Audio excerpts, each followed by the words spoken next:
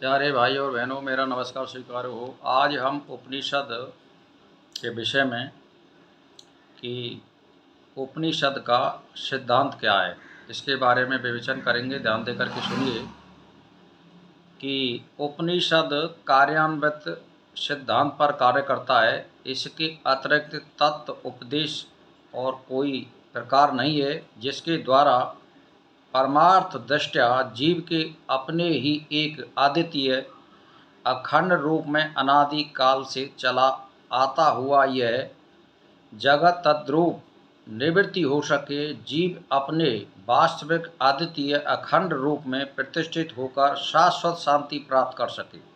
यानी मनुष्य जीवन का और इस जीव का उद्देश्य यही होता है। ज्ञान स्वरूप नित्य बोध में निज रूप आत्मा में प्रतिष्ठित होकर शाश्वत शांति हो जाना ही जीवन का परम लक्ष्य होता है।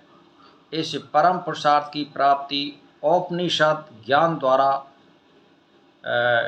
ज्ञान निष्ठा द्वारा ही होती है। बिना तत्व निष्ठ हुए केवल की प्राप्ति नहीं होती है। यही उपनिषद का सिद्धांत होता है।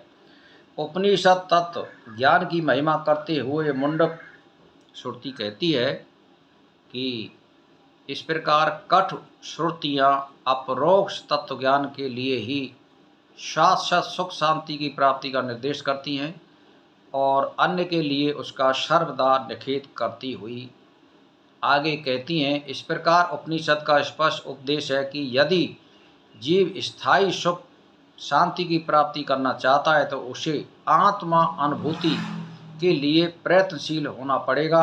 अध्यात्म की ओर बढ़े बिना स्थायी सुख शांति की प्राप्ति होना असंभव है। इसीलिए सर्व कल्याणकारी वेद जीवन को कर्म उपासना और ज्ञान उपदेश द्वारा अध्यात्म पथ पर आगे बढ़ाता है। जो जिस अवस्था में है उसे उसी अवस्था में अध्यात्म को और नियोजित करना ही वेद का लक्ष्य है। वेद के कर्म कांड और उपासना कांड चरम उद्देश्य है कि जीव अधिकार अनुसार कर्म व उपासना में प्रवृत्त होकर अंतःकरण की शुद्धि द्वारा तत्व ज्ञान का अधिकारी बने और परम निष्ठावान होकर शाश्वत सुख शांति प्राप्त करे।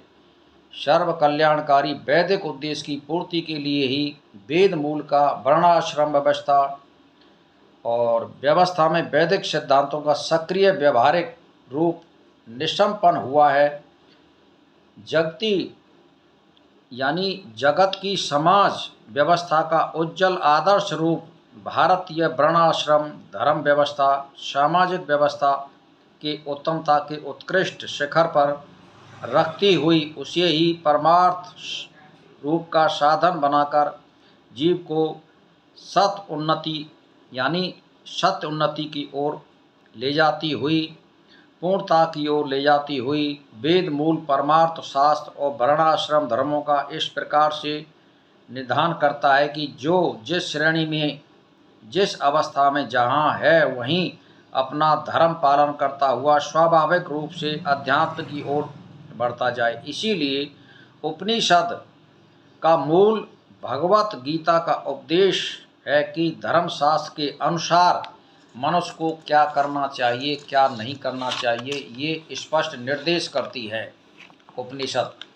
तो इसीलिए भाई और बहनों, जिस अवस्था में जिसके लिए सब कुछ आत्मा ही हो जाता है उस समय इसके द्वारा किसको देखें, किसके द्वारा सूंघें, किसके द्वारा किसको सुने, किसके द्वारा किसको जाने, यह बात भी वही वैतरण उपनिषद कहती है कि तब दैत्य का भान हुआ। हेतु क्या है? तत्व परीक्षक कहते हैं कि दैत्य भाव का हेतु मिथ्या ज्ञान है। वह मिथ्या ज्ञान ही समस्त संसार का बीज है। ऐसा न्याय वेदता आचार्यों ने निश्चय किया है। इसका निवारण एक तत्व दर्शन रूपी उपनिषद ज्ञान के द्वारा ही होता है। इसीलिए उपनिषद विद्या प्राणियों के परम कल्याणकारी करती है। ज्ञान ही अज्ञान का विरोधी है। द्वितीय वस्तु की प्रतीत में कारणभूत अज्ञान को दूर करने वाला एक तत्व साक्षात्कार रूप ज्ञान है। मनोनिग्रह भगवत उपासना आदि अन्य सारे ही शास्त्र प्रसिद्ध साधन एक तत्व साक्षात्कार की उत्पत्ति में ही प्रयोजन है। इसके कारण पहली सीढ़ी में आते हैं। इसीलिए भाई और बहनों, मैं एक ही बात कहना चाहता हूँ, अगर आप सत्य के निकट जाना चाहते हैं और सत्य में रहना चाहते हैं, सत्य में बरतना चाहते हैं, सत्य में देखना चाहते हैं, सत्य में सुनना चाहते हैं, तो एक तत्व आत्मा में रमण करिए, उसी का विचार करिए। वही ब्रह्म है, वही परमात्मा है, वही तत्व है। इसमें आपको रमण करना पड़ेगा। इसीलिए मैं तो आपसे एक ही बात कहना चाहता हूँ कि जो भी कुछ करना है आपको निश्चय पूर्वक आकाश ही नाम और रूप का निर्वाह करने वाला, अर्थात उसका आधार है, वे दोनों इसके भीतर हैं, वह ब्रह्म है। मैं नाम रूप को विशेष रूप से व्यक्त करूं तथा बुद्धि प्रेरक परमेश्वर सब रूपों की रचना करके उसके नाम रखकर उसके नामों के द्वारा स्वयं ही व्यवहार करता हुआ स्थित होता है। जैसे मृतिका की ही घट है, कारण ही कार्य है, नाम भेद अथवा आकार भेद केवल काल्पनिक हैं। एवं अतएवं श्रुति कहती है कि विकार यानी कार्य वाणी का विलास मात्र है, वह नाम मात्र के लिए, वास्तव में तो वह घट रूप विकार नहीं, केवल मृतिका ही है। ऐसा मानना ही सत्य है। इसीलिए भाई और बहनों, मैं एक ही बात कहना चाहता हूँ कि मृतकाते में एवं पद में एक शब्द से समस्त विकार सहित मिथ्या तत्व का कारण और सत्य स्पष्ट किया गया है। इस प्रकार कारण परंपरा का विचार करते हुए सबका परम कारण ब्रह्म ही है, वह निश्चय होता है। एकमात्र ब्रह्म ही बिना किसी उपचार के परमार्थ सत्य है। ब्रह्म के अतिरिक्त समस्त पदार्थ मिथ्या एवं कल्पित हैं। यह वस्तु श्रुति के द्वारा तत्व निर्णय करने वाली युक्ति के प्रदर्शन पूर्वक स्पष्ट रूप से कह दी गई है। परमार्थ ज्ञान है, पुरुषार्थ का अनुभव कराने के कारण हम पर उपनिषदों का परम उपकार सिद्ध होता है। सारी विद्याओं के द्वारा ज्ञाता देव ऋषि नारद जी द्वारा जन्मजात महासिद्धि योगी संत कुमार आदि ब्रह्म विद्या की प्राप्ति के लिए गए। और छानो उपनिषद भी कहती है कि जिन्होंने उपनिषदों का अध्ययन किया वो सत्य की ओर गए और सत्य को प्राप्त किया है।